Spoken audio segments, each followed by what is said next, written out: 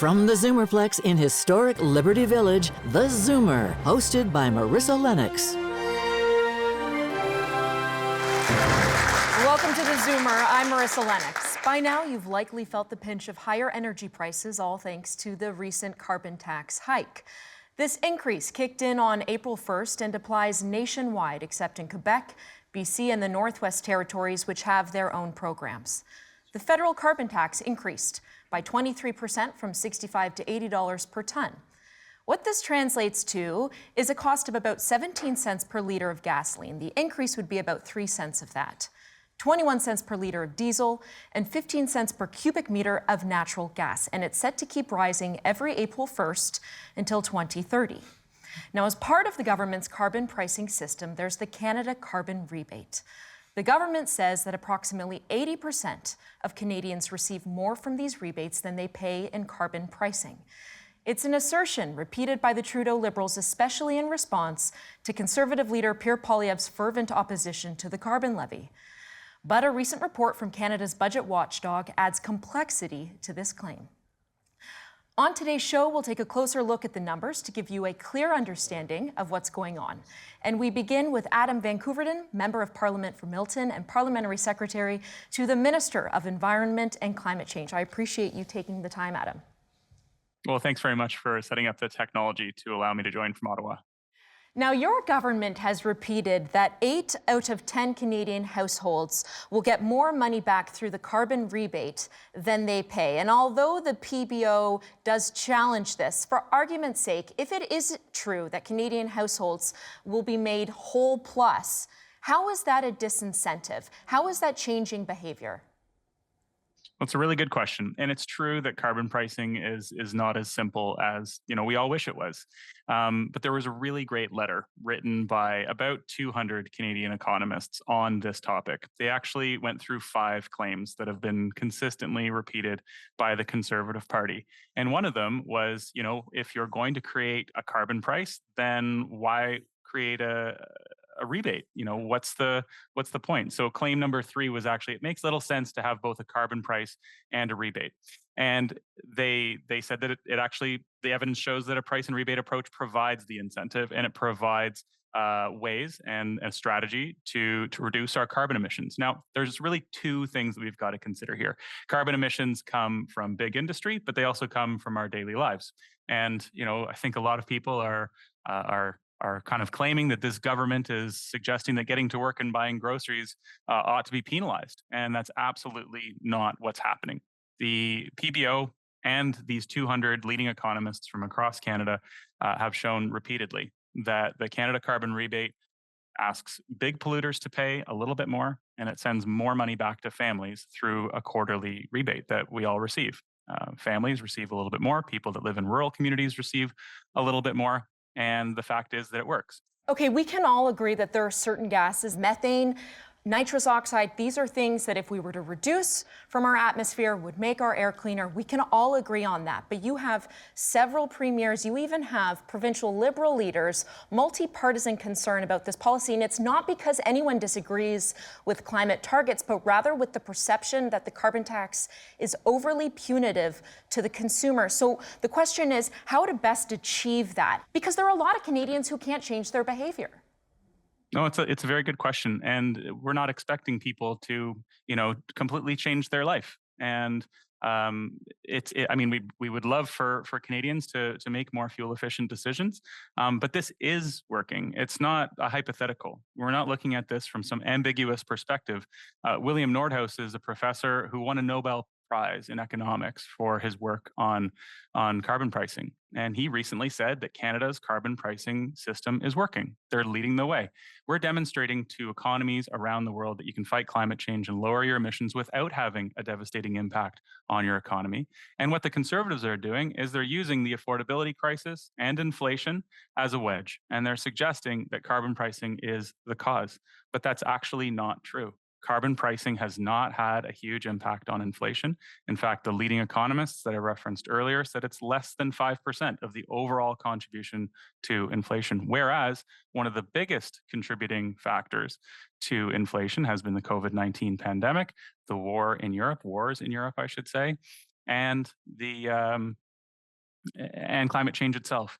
A lot of people also say, Canada's a small country. We're only 0.5% of the world's population. We can't solve climate change on our own. And that's absolutely true.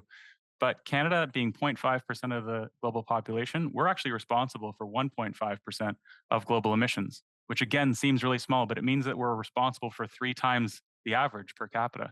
So the consumer actually does have a role to play. Well, then what do you say to your constituents who say they can't wait 3 months for the rebate check to come in?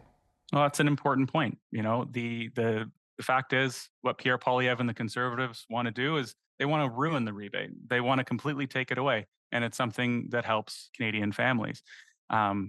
People who visit food banks and who are really, really struggling right now are also relying on that rebate check every quarter, and it's part of our affordability strategy, coupled with more affordable childcare, more affordable pharma and a dental care program, the first of its kind in Canada. And finally, the Canada Child Benefit, which we've enhanced. We've indexed it for inflation. We've increased it every single year, and it's actually lowered Canada's child poverty rate by a really remarkable factor. So we're working on a plan and continuing to implement plans to address Canada's affordability challenges, and they're working. And we're also addressing Canada's carbon emissions, and that's also working. But we ought not to conflate Canada's affordability challenges with pricing carbon, because this has been demonstrated in Quebec, in Ontario until 2018, and in British Columbia. It works to lower our emissions, and it also, with a rebate program, it helps the most vulnerable people in Canada as well. So what is the status of those rebates? Well, the rebates are coming to small, medium-sized businesses.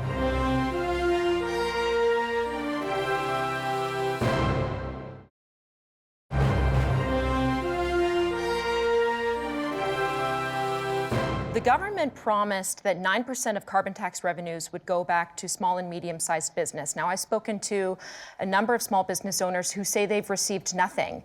Can you speak to the stalled carbon rebates and what small businesses can anticipate from your government?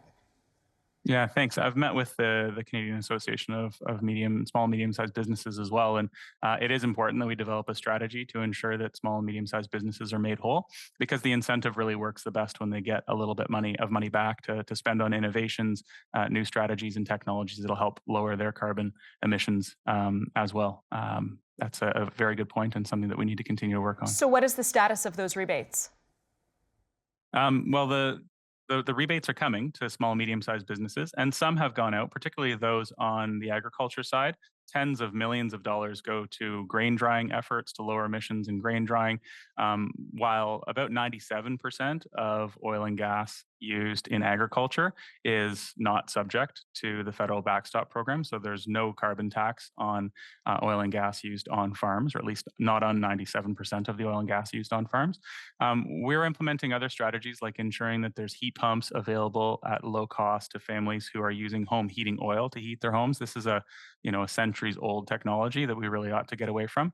I remember back in 2005, there were campaign promises from various governments in the province of Ontario to close our coal-fired power plants. And in 2005, I was training to be a member of the national team in kayaking, and I spent a lot of time out on the water outside.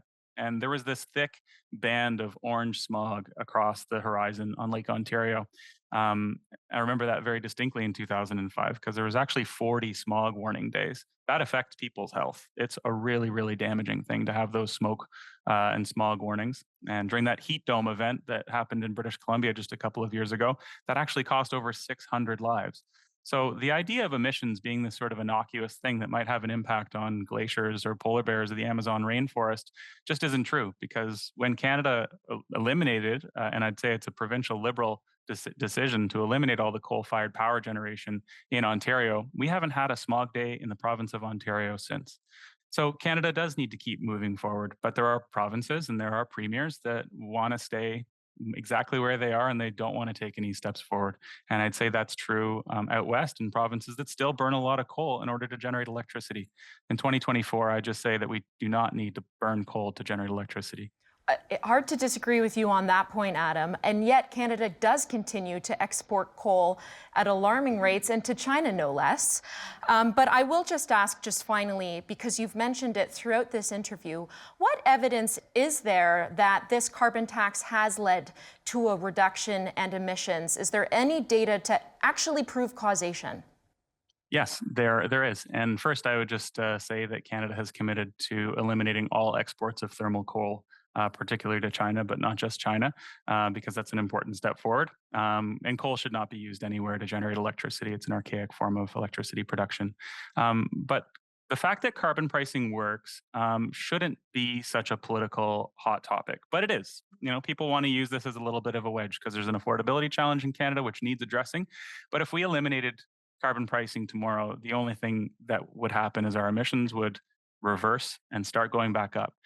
Since 2015, our emissions have actually started to come back down, and they were going up at a very steep rate in 2015. Now, every single sector in Canada has actually turned the tide, and they've started to reduce their emissions, except for the oil and gas production in Canada. They've continued to see, even just per barrel of oil, their emissions have gone up. So that needs to change as well.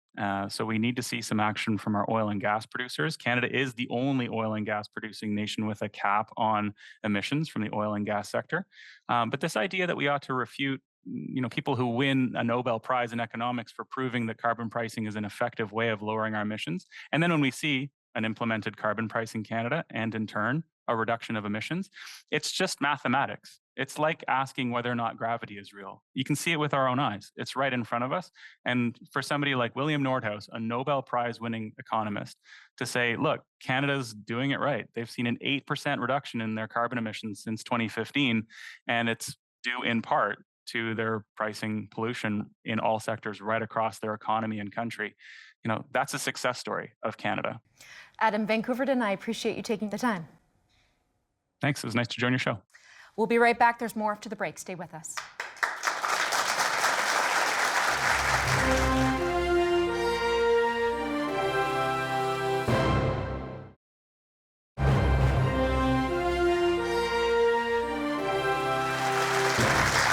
Welcome back. Just before the break, I spoke with Adam van Koeverden, Parliamentary Secretary to the Minister of Environment and Climate Change. Joining me now to further dissect that discussion are Chris Reagan, Director of the Max Bell School of Public Policy at McGill University and former Chair of Canada's Eco-Fiscal Commission, and Chris Grossman, an engineer and Chief Commercial Officer at Spectaire, a company specializing in emissions measurement. Welcome to you both.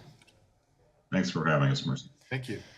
Chris Reagan, I'll begin with you. I've read your analyses and your writings. You're also one of hundreds of economists that signed an open letter defending the carbon tax. Can you explain why you believe the carbon tax is the right strategy for Canada? It's now 401 economists, I think, that have signed that letter as of this morning. And I think the central point is if you want to reduce greenhouse gas emissions, our argument is that we should be thinking about doing this in the lowest cost way that is possible. But the central reason why the carbon price is a low cost way to do it is that it's flexible. You put a price on carbon emissions, whether it's gasoline or diesel or natural gas or whatever, you put a price on it, and then the government steps back and says, you folks figure it out, whether you're households or small businesses or large businesses, you figure out the way that is most sensible for your own situation. And different people, different businesses are going to respond in different ways. But over time and over 40 million Canadians, we will reduce our emissions. Some people may change the way they drive. Other people may change the way they heat their homes. Other people may change the way they take vacations. On the production side, people may change the method that they use to produce whatever it is they're producing. But over time, we get an emissions reduction, and we get it at the lowest possible cost. Okay, let me bring Chris Grossman in here. What are your general thoughts on Canada's strategy to tax and rebate emissions? Yeah, when I look at Canada, there's no doubt that Canada's taken a very progressive view when it comes to overall carbon strategies, and I think that this dialogue is a positive activity towards the reduction of overall carbon emissions. However, as an organization who is based in Canada, however, is international in scope. The largest difference between the Canadian emissions policies and what we're seeing on the international community is the focus on people versus on companies. The World Bank publishes that of 104 global carbon marketplaces that have been created to reduce emissions, only 38 are focused on taxes and 66 are focused on credits. And the reason why that's done is that what we've seen is that companies out there want to reduce emissions. They want to reduce the amount of emissions they're creating. They want credit for the emissions that they're reducing. They have methods they can apply to it, and they want to publicize those methods. And what we would emphasize in any type of carbon policy is that although people may have an impact on the amount of emissions that are being contributed, companies have both the mechanisms, the facilities, the measurement technology, and just the sheer magnitude to make a much larger impact on a global scale, as well as on a national scale, on overall emission strategies. And so while we applaud any strategy towards reducing emissions, we feel that there has to be a commensurate focus on companies rather than on people. I'll get you to respond to that counterpoint, Chris Reagan, which is that emissions reduction has occurred as a result of companies finding it more profitable to sell alternatives and investing in clean tech and that sort of thing. So those things go together, actually. I mean, in the discussion about a carbon price, a lot of the emphasis in the discussion and the debate is about how we are penalizing the consumption of fossil fuels, for example, and then inducing a behavioral change, not just for households, but for businesses.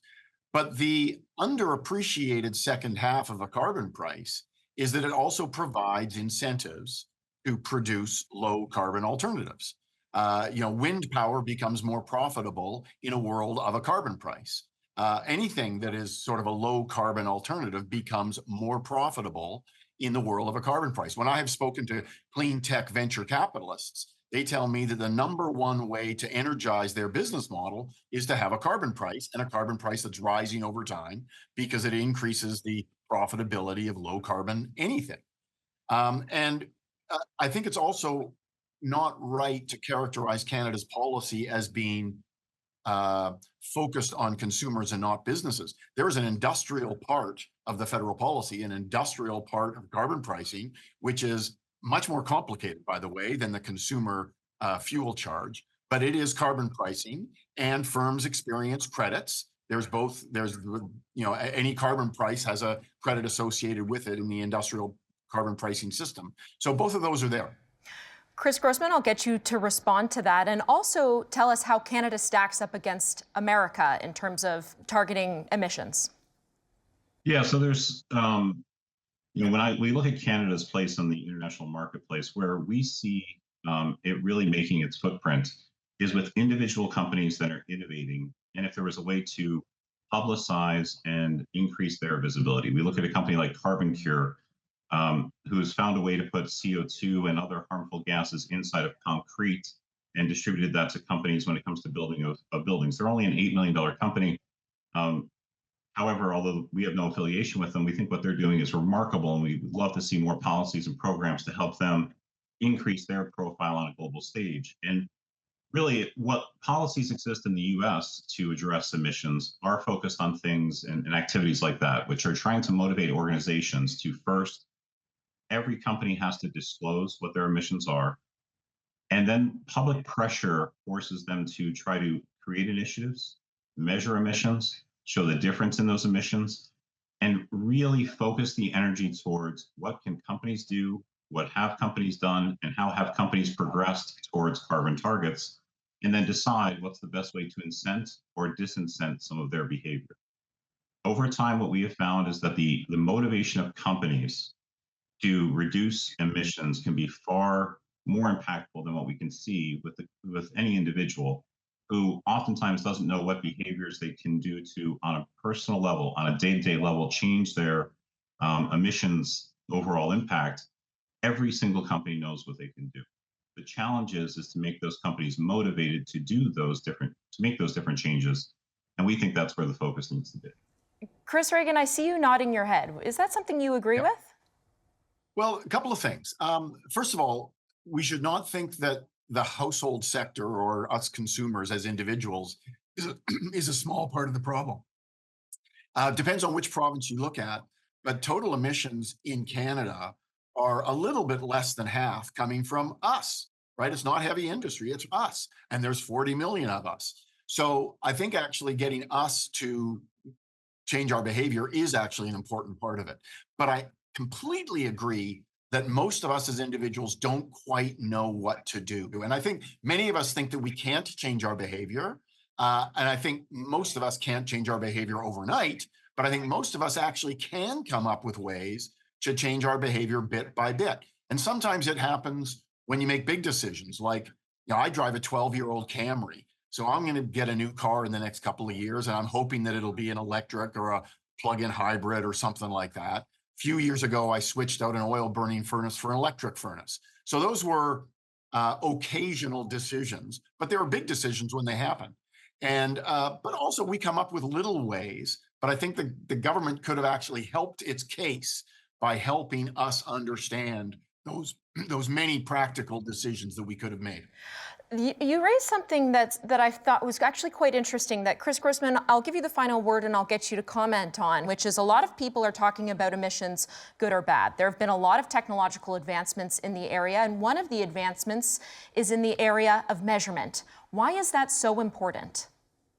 It points to exactly what Christopher Reagan said, which I think is a fantastic point, which is when people see a report card, when people see what activity generates what savings or reduction in emissions, it makes a big difference. There's a company in British Columbia called Bison Transport that has chosen to have an average fleet age of their trucks of only 3 years.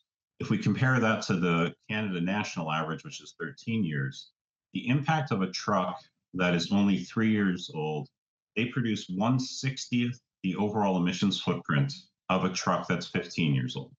Wow. So what Bison Transport is doing is creating an emissions footprint that is roughly 1/15th the size of a standard fleet footprint of the same size, and they're doing so through new technology.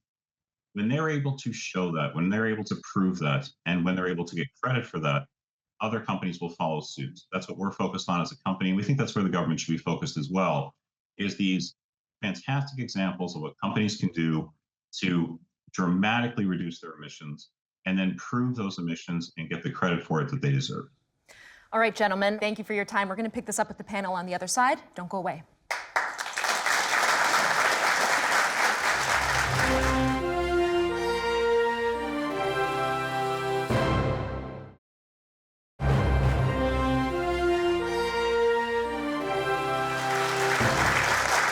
Welcome back. With the recent carbon tax hike, our Zoomer News videographer Darren Maharaj hit the streets to gauge Canadian sentiments firsthand. Take a look.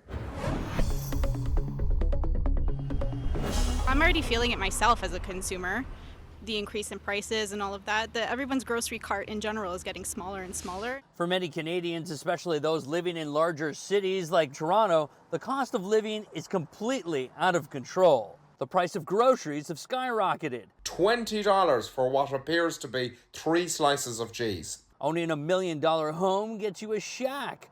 Rental costs are through the roof, and now the government has increased the federal carbon tax by 23%, which means consumers are seeing another increase here at the pumps. So why does the Prime Minister think this is a good idea? Trudeau says this tax will help reduce climate change and give back to consumers in the form of a rebate check. Not only are we fighting climate change and reducing emissions, but we're putting more money back in the pockets of families, particularly in low and middle income families across the country. But Conservative leader Pierre Poilievre says that's not the full story. This is not just a tax at the pump.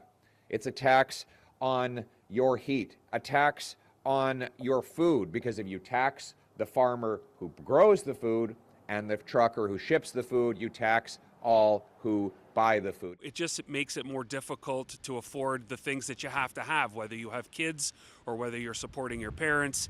It's just an added burden that the government doesn't seem to have any compassion around. As for the business owners we spoke to in the GTA, many of them are furious, including Rosie Scavuzzo.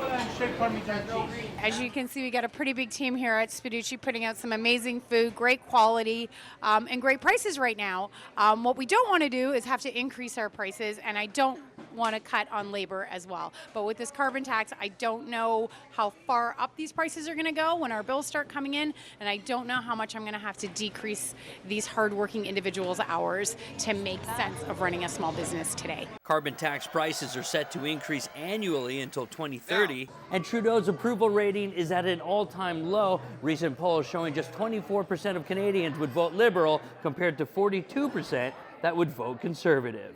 Here in Toronto, I'm Darren Maharaj for Zoomer News. Thanks, Darren. Chris Reagan sticking with us, and now let's bring in our panel for their reaction. Rosie, I'll begin with you because I saw your take there in Darren's story. I want you to elaborate on your opposition to the carbon tax, how it's hit your business directly. Speak to us in real numbers. Okay, real numbers. First of all, the carbon tax is actually higher than my gas bill. So there's no real indication of numbers exactly how that's measured. I've called, tried and you to know that understand because it. you look at your bill. I look at my bill. And there's a line item for the carbon tax. Yes. And it's higher than the gas you're Yes, paying. correct. I mean, that's remarkable. I can't make heads or tails of it. And as I understand, you've reached out to your local MP. I have. And have you received any answer? Not yet, but he was gracious enough to come in and talk to us. I showed him a copy of my bill. He did not understand the HST on top of the tax as well. You know, this is really puzzling that we're still debating whether this is a feasible option or not. You know, I appreciate the previous segment. I think they brought up some really good points, but one thing I think was highlighted was that maybe there's a better way of implementing credits as opposed to taxes. I'm really concerned about some of the numbers floating around. There's always this 8 out of 10 households are getting a rebate. The reality is I have 3 young kids that can't afford a house and they still live with me. They get rebates. So my house technically gets a rebate, but it's not me paying the lion's share of the costs. The reality is since 2019, since the carbon tax has been charged, there hasn't been a lot of education on how we could change our behaviors, because that's the purpose of the tax.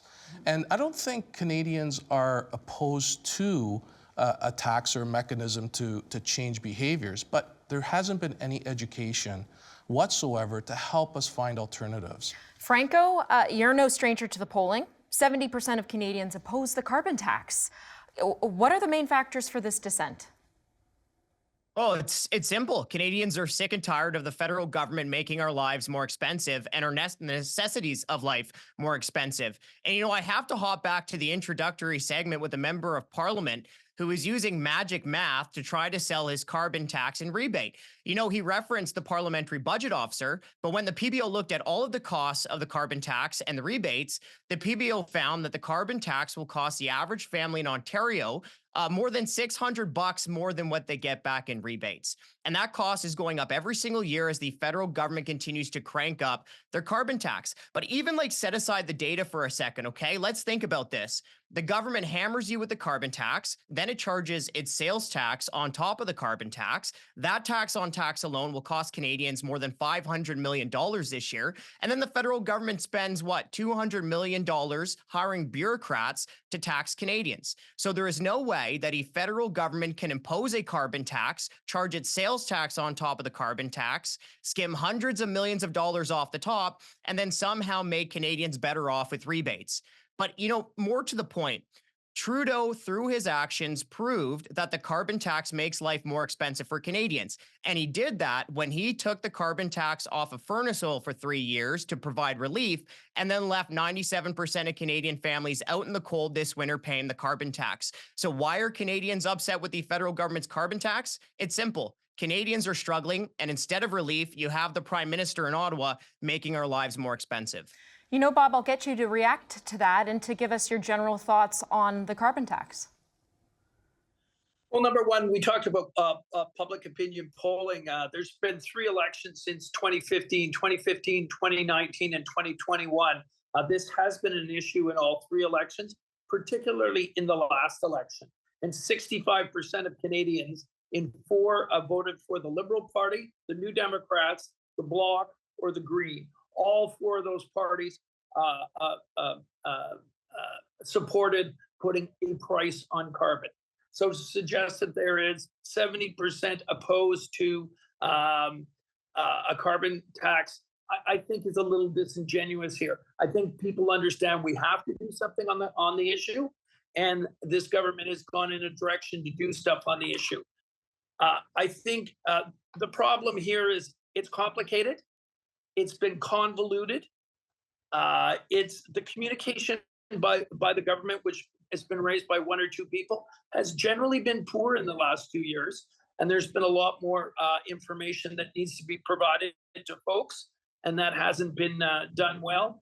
And finally, there's been a bit of gross misrepresentation by some of the opposition to this program, only just talking about the tax side, not talking about the rebate side. And I think that's misleading. So the government bears a share of the responsibility here. They've got to do a much, much better job on communication. But I think the public policy itself is pretty sound. All right, we need to take a pause for a moment. When we return, how the costs of the carbon tax stack up against the rebates you receive. That's next.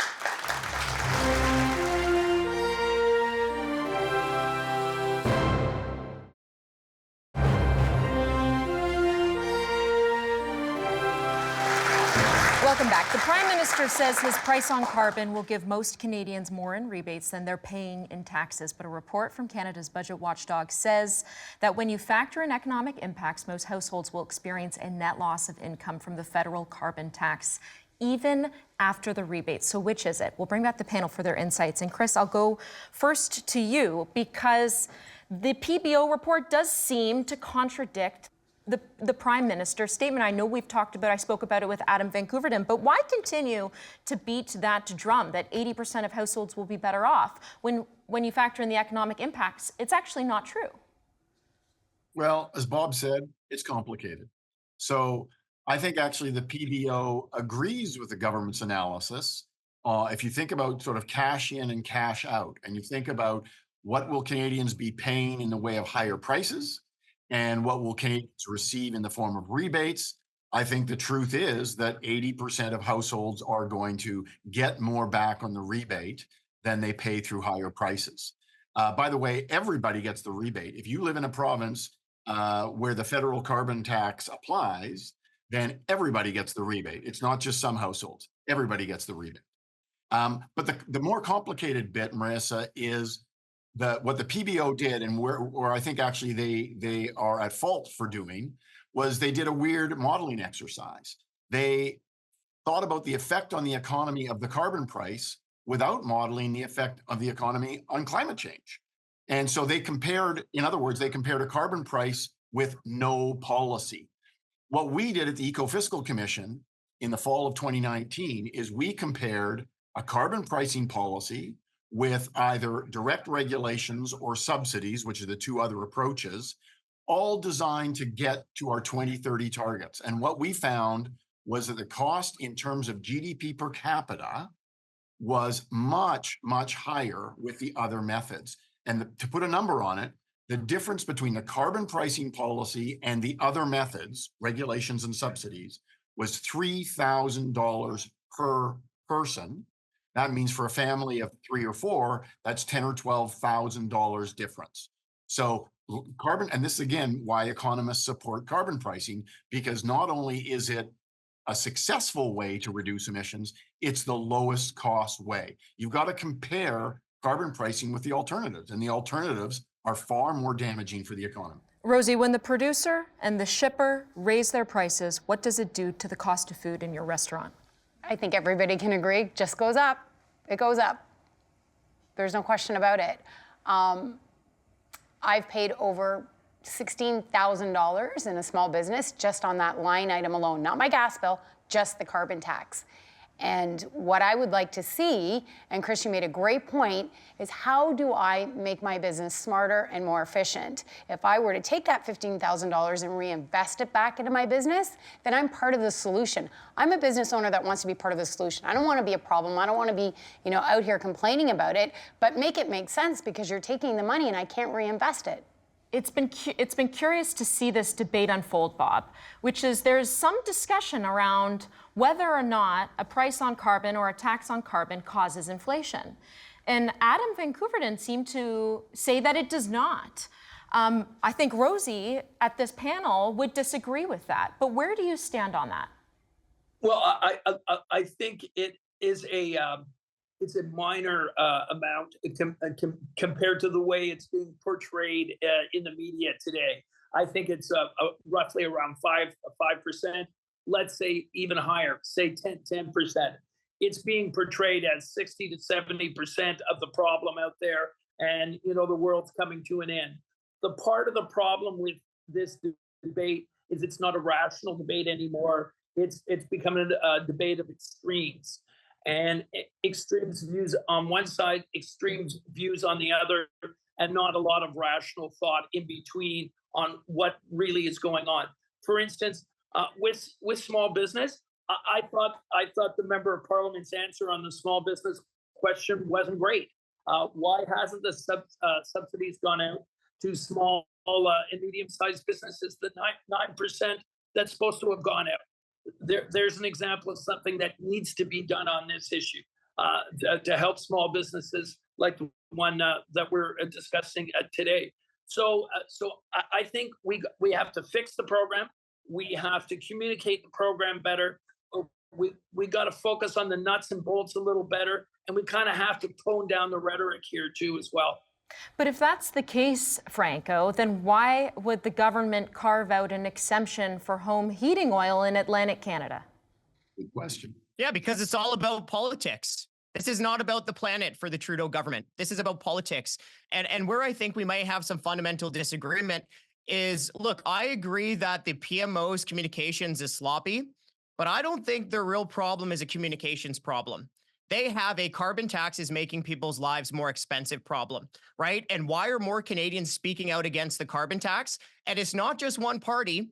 You have the Liberal Premier in Newfoundland and Labrador. You have provincial legislatures all across Canada, including the NDP in Alberta, who said the carbon tax is dead, right? So this is a multi-pronged attack against these carbon tax increases. And why do you see politicians and the vast majority of Canadians all across Canada and in every demographic opposing the carbon tax? Because it's continuing to make life more expensive. Even right now, 17 cents a liter of gasoline is the carbon tax. By 2030, that's 37 cents a liter of gasoline and carbon tax alone. And here's a fun little surprise. The federal government introduced a second carbon tax through fuel regulations last Canada Day, which could add another 17 cents a liter to the price of gas by 2030. So people are starting to speak out because the carbon tax is costing them more and more and more. And by 2030, these two carbon taxes from Ottawa could add 55 cents a liter to the price of gasoline. All right, on that note, quick break. We'll pick this up on the other side. Don't go away.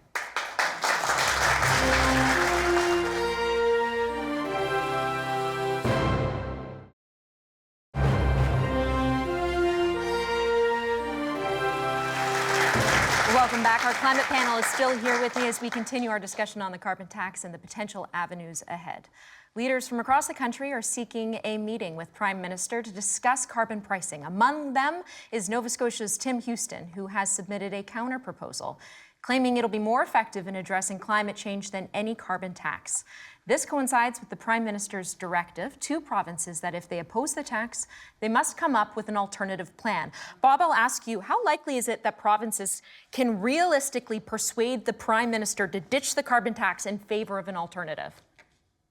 I think it's probably not that likely at this stage. The government's well along in its program, and they've indicated that they're going to continue with their program at this point. We're also 12 or 18 months ahead of a provincial or a federal election. So I don't think they'll be looking to reverse course anytime soon, polls notwithstanding. So it strikes me that it would be very, very difficult. And if there are any changes to be made, I suspect that they would be on the margin. Chris, what do you think about New Brunswick's Premier, Mr. Higgs, calling it contradictory for Canada to continue to export coal as it does? And he's proposing developing liquid natural gas. So I actually think we have to make the distinction between reducing our emissions in Canada, largely as consumers, and continuing to export things, including coal or LNG or oil for that matter, to a world that continues to need it. I don't think there's contradiction there at all. In fact, I would go further and say we could have a very aggressive carbon pricing policy that causes all of us to change our behavior gradually over time. And at the same time, we could be selling oil to the rest of the world. I see no problem with that. I know that some hardcore environmentalists would like to shut down the oil patch. I think that's a terrible idea. Canadian oil and gas produces a lot of income, but it's our consumption of oil and gas that produces most of the emissions. So I actually think you've got to make the distinction between where are the emissions coming from. Well, let me just go back to the issue with the provinces, and I'm hearing about the elections that are upcoming. Well, there's another big election that's going to happen this year, and you know that Canadians love to watch American politics. And what Canadians won't see in that election is either the Republican or the Democrat supporting an American carbon tax, right? That's another reason why Canadians are saying, hey, look, this is making it more expensive for me to fuel up my minivan, to take my kids to soccer, or just to stay warm during the winter months when so many countries out there do not have this type of punishing tax. But you know what? Another issue facing Trudeau here, and he may never, ever agree with the Canadian Taxpayers Federation to completely scrap the carbon tax, but there's other things he could do to make life more affordable, right? He could at least take the tax off the tax, remove the GST from the carbon tax, save Canadians hundreds of millions of dollars every year. He could have at least not increased the carbon tax again on April 1. Or he could also pass Bill C-234 and take the carbon tax off the natural gas and the propane that Canadian farmers need to heat their barns and dry their grain. Rosie, as a consumer and as a small business owner, I'm going to give you the final word here. If you had an opportunity to speak to the Prime Minister, what would you say? One question, and I speak on behalf of all small business. You promised us a rebate. When are we getting it? How is it calculated? And how can I better my business? All right. And that does it for us this evening. To get in touch, you can send us an email at comments@thezoomer.com. As always, thank you to my panel and to you at home. For now, it's time to zoom out.